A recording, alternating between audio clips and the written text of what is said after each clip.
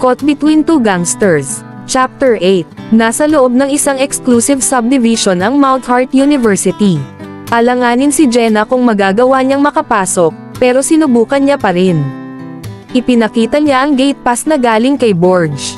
Sobrang saya niya nang pinapasok siya.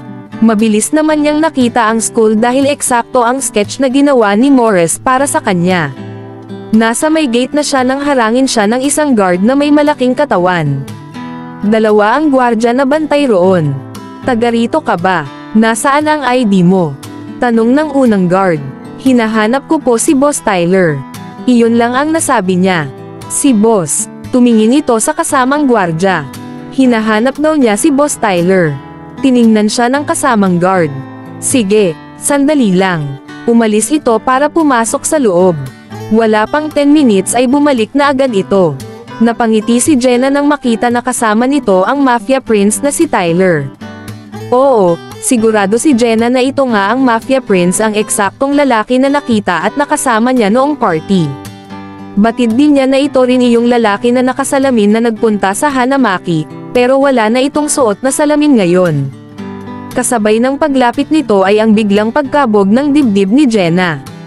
Mas lalo pang nakaramdam ng matinding kaba ang dalaga nang tumingin ito sa kanya. Ikaw iyong waitress sa Japanese restaurant, di ba? Napangiti si Jenna dahil naaalala siya nito. Hindi nga lang bilang iyong babae sa party, kundi iyong waitress sa Hanamaki, pero balak niyang magpakilala. Umaasa siya na magiging maganda ang pagtanggap nito sa kanya. Kung papalarin ay itutuloy niya ang kanyang plano. Doon tayo mag-usap. Lumakad ng mabilis ang Mafia Prince. Wala namang nagawa si Jenna kundi ang sumunod lang. Nakarating sila sa playground.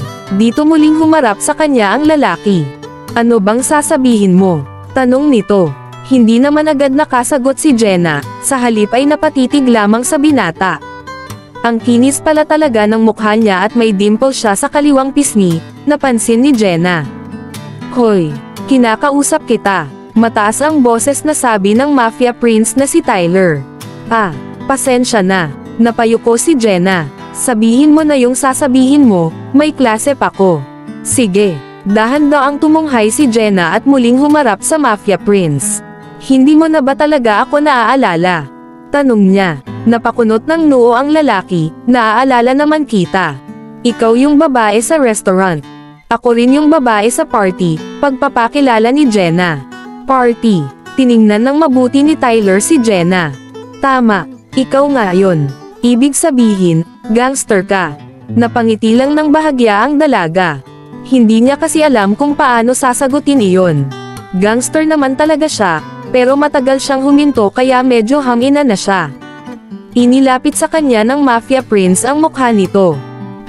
Bakit? Hahalikan niya ba ko? Bigla siyang nagpanik. Hinawakan ng lalaki ang kanan niyang kamay. Aray! Napasigaw si Jenna dahil sa higpit ng pagkakahawak nito. Ikaw nga iyong babae na nakilala ko sa party. Iyong babaeng pagkatapos kong ikuha ng tubig ay biglang nawala. Napatango lang si Jenna. Akala mo siguro maloloko mo ko, no? Naiintindihan ko na ngayon. Nagpanggap ka na bahagi ng Four Beasts para mapalapit sa akin. Marami na kong nakilalang babae na gaya mo, lumalapit para sa pera. Hindi iyon inasahan ni Jenna.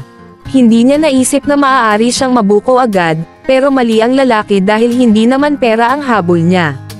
Sabihin mo nga sa akin. Paano ka nagka-gate pass? May binayaran ka ba? Wala akong binayaran. Saan galing ang gate pass mo? Hindi siya sumagot kaya hinigpitan pa lalo ng Mafia Prince ang paghawak sa kamay niya. Sa kaibigan ko na bahagi ng White Tiger Gang. Napilitan na rin si Jenna na magsalita. White Tiger. Doon lang lumuwag ang pagkakakapit ng lalaki. Sinamantala naman iyon ni Jenna para mahayla palayo ang kanyang kamay. Nagsasabi ka ba ng totoo? Tanong nito, pero hindi siya tumugon. Nag-focus si Jenna sa pagtingin at pagmasahe sa kamay niya. Ang tindi kasi ng pagkakakapit dito ng binata. Akala niya nga ay madudurog na ito. Hoy, kinakausap kita. Bulyo ng Mafia Prince. Saka lang humarap si Jenna. Pasensya na.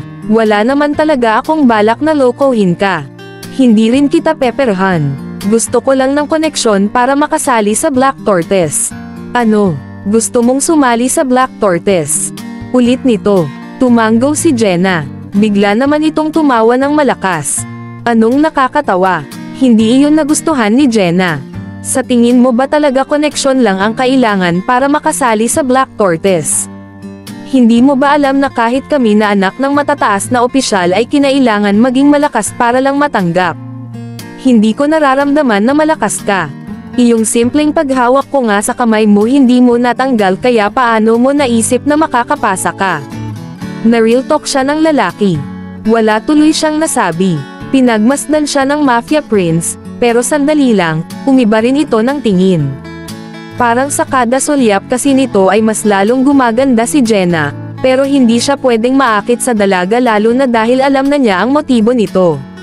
Balak talaga siya nitong akitin at gamiting tulay para makakuha ng rekomendasyon. Ganito rin iyong ginawa noon ng Lady Gangster na kilala niya. Inakit nito ang kanyang ama para makakuha ng rekomendasyon at nagtagumpay naman ito. Pero ang kaibahan lang ay malakas ang babaeng iyon at talagang magaling makipaglaban. Sa katunayan ay nakilala ito bilang pinakamalakas na Lady Gangster. Ang tinutukoy niya ay si White Wing. Sandali, muli siyang napasulyap kay Jenna. Dito niya lang napansin ang hairstyle nito.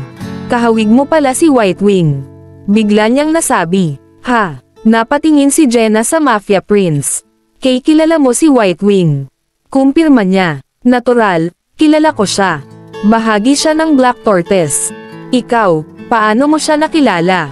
Ah, dahil, sikat siyang gangster, sagot ni Jenna. Tama ka. Pagkasabi noon ay naglakad ang Mafia Prince papunta sa gitnang bahagi ng playground. Umupo ito sa swing na naroon. Sumunod si Jenna. May tanong ako, tungkol kay White Wing. Alam mo ba kung bakit siya itiniwalag ng Black Tortoise? Itiniwalag siya dahil binalak niya kong patayin, diretsong sagot ng Mafia Prince. Biglang uminit ang mga mata ni Jenna. Kasabay noon ang kirot sa dibdib na kanyang naramdaman. Alam talaga niya ang dahilan. Kumalat ang balitang iyon sa lahat ng mga gangster, pero hindi iyon totoo. Gusto niyang isigaw ngayon sa harapan ng lalaki na wala iyong katotohanan.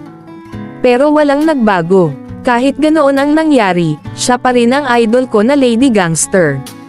Ah, namilog ang mga mata ni Jenna sa narinig.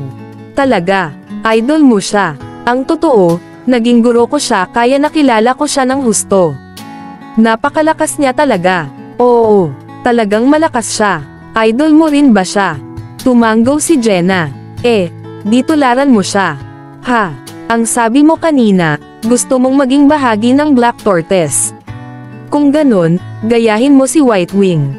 Kapag ginawa mo yun, ako mismo ang magbibigay sa'yo ng rekomendasyon. Ah, napababa ng tingin si Jenna. Siyempre, hindi iyon alam ng Mafia Prince na buong buhay niya ay sinisikap na niyang gayahin si White Wing. Mula sa pangalan, sa estilo ng buhok, sa pananamit, pati kilos at ugali ay ginaya niya.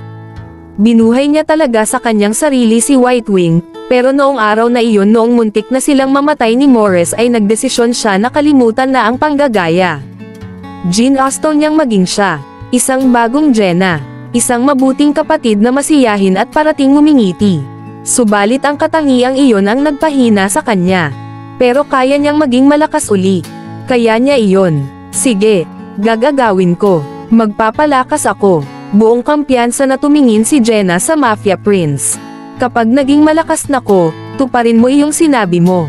Bigyan mo ko ng rekomendasyon. Napangiti ang Mafia Prince. Hindi niya inasahan na ganoon ang magiging tugon ni Jenna. Walang problema. Kaya ko yun gawin. Salamat. Sige, aalis na ko. Tumalikod na si Jenna. Sandali lang. Tawag ng Mafia Prince pero hindi na lumingon ang dalaga. Hoy sandali. Tinawag niya uli, pero lumakad na ito palayo. Agad tumayo ang Mafia Prince mula sa swing. Sinabi ng sandali, hinablot niya ang braso ni Jenna. Ah, bakit? Tanong nito na parang nagulat. Saan ka pupunta? Uuwi na. Para mag-training at magpalakas. Ngayon na agad. Ha, hindi may kakaila na type ng Mafia Prince si Jenna, pero pinipigilan niya ang sarili dahil hindi ito gangster, Pero ngayong alam na niya na aspiring gangster naman pala ito ay wala nang dahilan para magpigil pa.